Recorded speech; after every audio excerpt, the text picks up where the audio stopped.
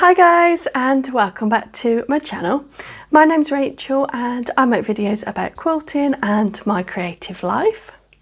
And anywhere that you can find me is listed down in the description box below, Instagram and TikTok, that type of thing, where you can stay up to date daily with the things that I make. Today I am coming on to show you a peg bag that I made probably a good 18 months ago now. So I'm going to give you a tutorial on how I made this, and I'm going to make a second one.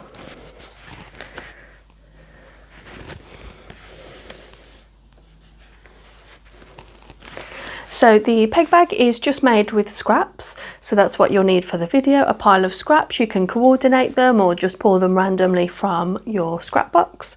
With this one I did use the foam stabiliser, so it is quite stiff and it does hold its shape quite well, but today I'm going to make it just with regular stabiliser, just so I can have a comparison of how the two will work out.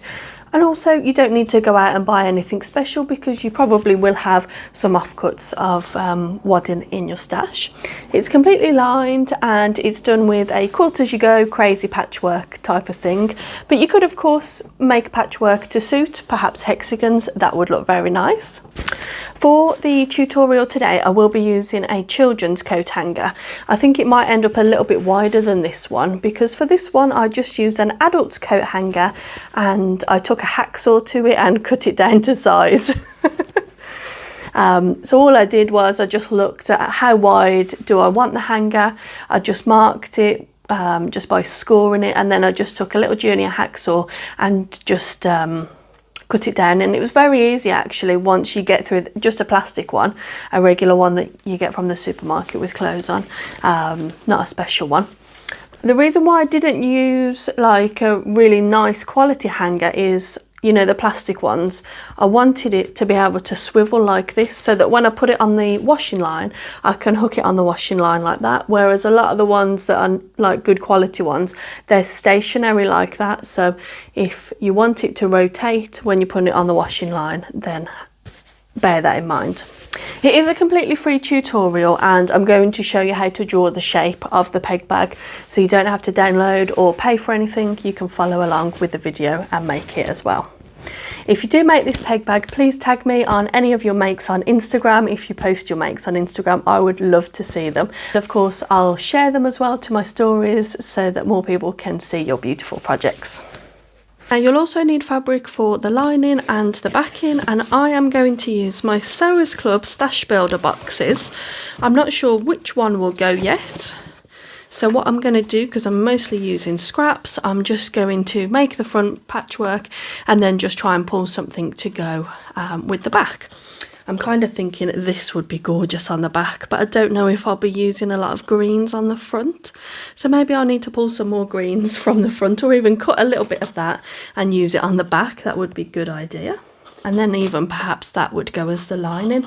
So these boxes are really useful. They was very kindly gifted to me by Sewers Club, which is a company in Canada, but they do ship worldwide. And basically you tell them your preferences and it's a subscription box, monthly or quarterly, however often you want it. And they'll send you an array of fabric that meet your specifications that you've said. It's like a tick box exercise. If you would like to receive a discount on your first box, I'll leave a discount code in the description box below. You can always try that out. Obviously there's no obligation from me. I'm just showing you that I like pulling these down because you've got an assorted array of fabrics. And sometimes, like I always say this, you don't buy like low volume stuff like that and this one, but they're so handy to have in your stash. So I'm kind of hoping this one will go. This is my favourite one and I've used this on a few small projects for the binding. I really like that, but I don't think that one will go. And you do also receive a card telling you what's included in the box, so you can order them again if you do like them. So let's now have a look at drawing our pattern. So this is just some scrap card that I printed the wrong EPB shapes onto. So this is my coat hanger. So I want to make my bag a little bit wider at the top than the coat hanger. So this is what you'll be doing at home. So just do a rough shape all the way around. because obviously don't forget you're going to have the seam allowance, and if you are using the Bosal foam, the seam allowance will be a little bit thicker because it can be harder to sew the seams with, can't it? So all I'm doing is a bit of a rough sketch.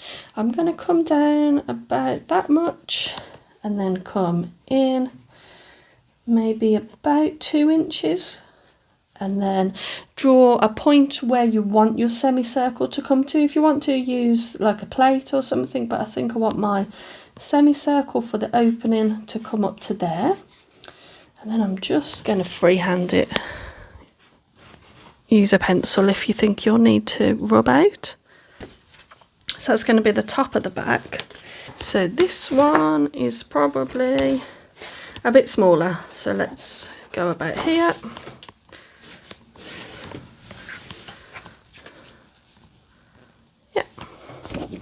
I have decided to make the semicircle a little bit smaller, but all you're going to do now is just cut your design out. Doesn't matter if it's on card or paper, just grab something out the recycling bin. Once you've done that, you just want to cut out the shape roughly with some wadding, whatever wadding you choose to use. We'll tidy it all up completely once we've done the crazy patchwork. So set your templates to one side once you've done that. So now this is the part where we can start having all the fun with the fabrics. So what you're going to do is you're going to work out essentially from the centre. It doesn't have to be bang on the centre, but you put a piece of fabric down wherever you want to, and then you'll start attaching to that. You might have seen tutorials of this style of patchwork. So I've got this one, and I'm not going to worry about this white edge there. All I'm going to do is lay it over the top. If it doesn't fit, you can cut it down, and I'm just going to stitch, making sure that I stitch past this white point. And all you do is fold it back, and then you put another piece down. I find it quite fun if you don't just do straight pieces, so it could be tempting to put that at this angle, but it's quite fun if you then start playing with the angles and not just doing everything straight. So here, this is probably an old half square triangle, so I'm going to put it at an angle, and then all you do is you just keep building. You haven't got the lining or anything at the moment, it's just straight onto the wadding, and then just continue like so.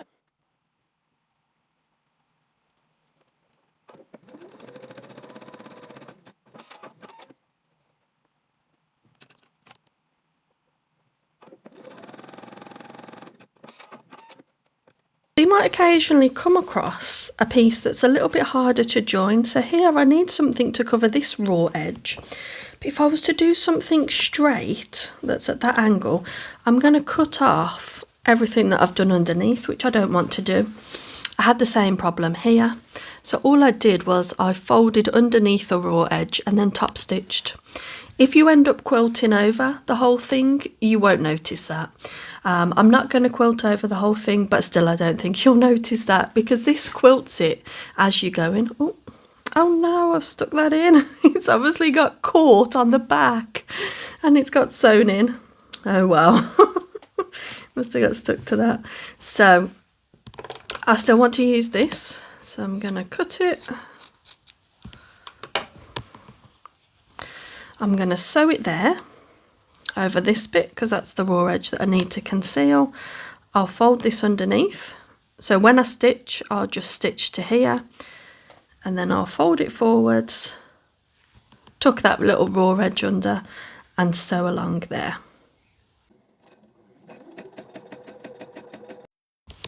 You can also join some pieces together, still in a crazy method, because when you get two wider parts it will be harder to find a piece that stretches all the way across without it getting very liney. So I like to keep the crazy patchwork look, so I've made something that's slightly larger with all different angles, and that will go across there and then folded back. It would just look a little bit more interesting than having long lines.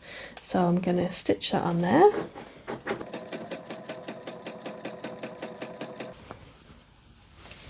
And there you have a nice interesting piece.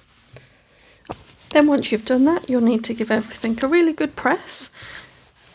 You can press the seams as you go along, but I tend not to. I just wait until the end and press everything. So this is my top panel, and here's the bottom panel. And then once you've pressed this, you'll need to press the same with your lining fabric and the fabric for the back. You can proceed and do another panel of patchwork for the back if you wanted to. That's absolutely fine. So now we just need to return with our pattern piece and trim to size. You can draw around the pattern piece, especially the top panel, because that obviously has the curves, which is a little bit more difficult to cut out, so feel free to trace it. So that's my bottom piece. And my top piece actually collected quite a few scraps as I was sewing. I don't know how that happened. And there is my top panel. So what you need to do now is you need to cut out a lining piece that matches this, a lining piece that matches this, and then a lining piece and a back piece that will match once you've joined these. So you'll lose 1/4 inch there, so make it 1/2 inch smaller combined, but that will be the shape of your peg bag. Once you've then cut everything out, you're just going to put a line of batting with your backing piece, not the lining, the piece that will go on the back, and then you're just going to quilt this however you want to. I think I'll just do straight lines. I might do those curvy lines, actually. I've been seeing those a lot. And then we'll begin assembling, because both parts will be quilted then. So now we've got that quilted, I decided to quilt it with these wavy stitches. I hope you can see that. So now let's start assembling everything. So the first piece that we need is the lining for the top. Now please don't be like me, and when you make your pattern piece, make sure that it's symmetrical, because mine is not, so I need to make sure that I get it lined up correctly and it's the right lining on the right side. So all we're going to do is sew 1/4 inch seam here. We're not going to sew these edges, just straight along there.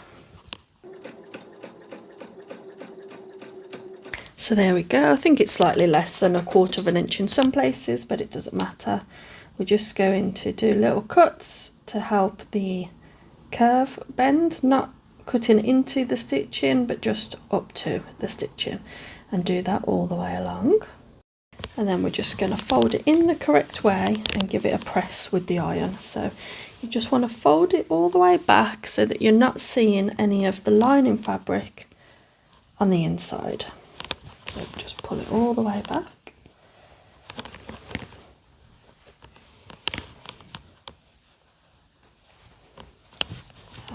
I've got a little bit of a bead of that all the way around, but I quite like it. Adds a nice little bit of contrast.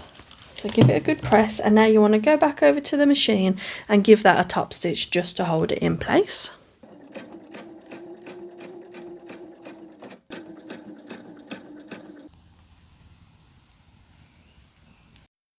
So now we're going to take the lining piece. If your lining piece is directional, it would be right sides up, but for ease I've used one that's not, it hasn't got a right and a wrong side. Take the top of your bag, place that so the lining sides are together, right sides of the lining would be together, and then take your outer piece, your bottom outer, flip that again, right sides together, so that you're creating this sandwich of the top and the bottom all together with the lining at the back, and then you can pin that together.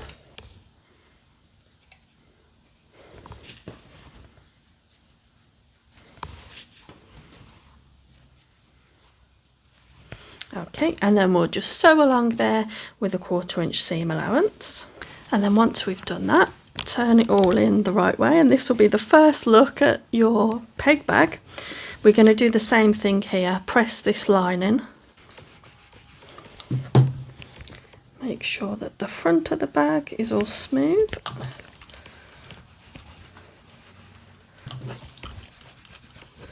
And then we're going to top stitch along this edge as well, just to give it a really nice neat finish. That just gives such a sturdy and finished look to the front. With the back piece now, you're going to put that right sides together with the front. Again, you might find it easier if yours is symmetrical, but I'm just going to line it up and I'll just stitch as best as I can. I'll probably stitch from this side so I can see if I'm catching everything. And then take your lining. If this is directional, if your fabric for your lining has got a right and a wrong side, right sides needs to be up. So all we've done there is create ourselves a sandwich. So your lining, right sides up, your back piece, right sides down together with the front of the bag, and then that is the back. So now all we're going to do is pin and stitch this.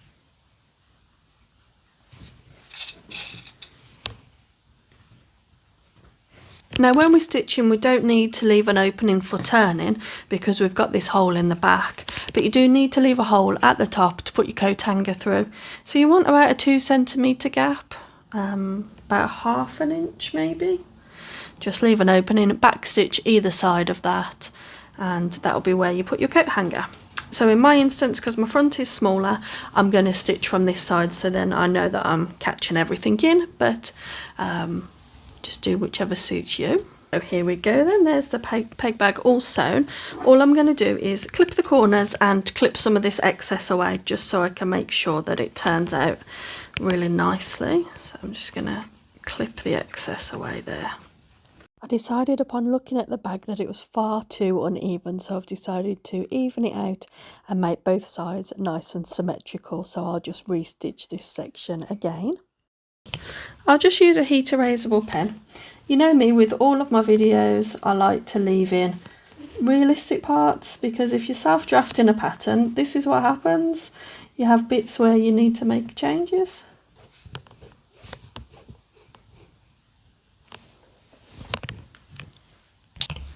Ah, there we go, that's so much better. So much more even now. Now this step is an optional one, but I decided to cover the raw edges of the inside with some bias binding. I just cut 2.5 inch strips, ironed it in half, and now I'm just binding it as if I would do a quilt, stitching it down with the raw edges together, and then I'll fold it backwards and top stitch. Just be careful that when you're top stitching that you stay inside your original stitch line so that you don't alter the shape of the bag. So now that I've added the binding to hide all of the raw edges, I'm just going to flip the bag inside the correct way, and then we'll put the hanger in.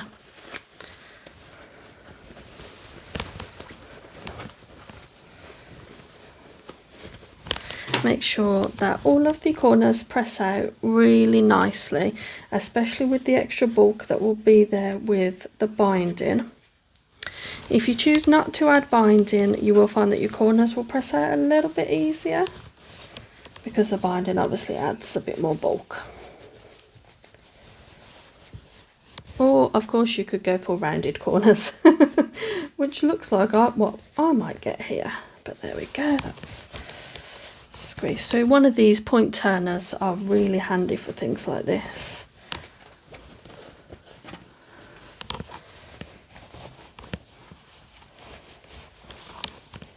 And with the binding, obviously we didn't go all the way up to the very top, because you needed to still leave a nice bit of opening. So yeah, there you can see the binding. Just gives everything a nice finishing touch, and I'll just give it an iron.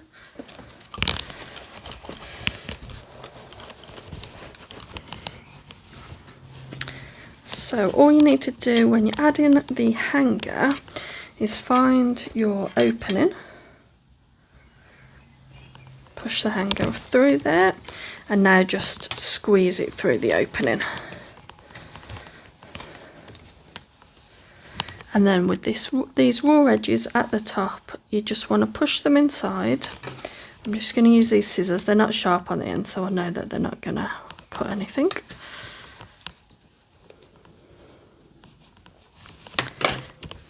And then you can either sew that up by hand. I'll just do a little bit of a ladder stitch there just to close it up, or of course you could perhaps add a ribbon onto the top and that will hide that. And there you go, there is your peg bag. Just make sure your hanger, my hanger's a little bit away from the edge here on the curves, mainly just this one, but it's going to take the weight absolutely fine. So there we have it. So there we have it, one very unique peg bag. It's great, isn't it? So compared to the one with the foaming, let me add some pegs into this one so you can see how it will look. But I think I prefer this one that's not the foam because it's a little bit more flexible, and I'll show you why. Now we have a lot of pegs, so I'm going to put all the pegs into this one. Now this one has the flexibility to open more at the bottom, so the bottom becomes more boxed. This one, it just sort of pushes it out forwards because of the foam that's in there. So this one seems like it's got more of a capacity.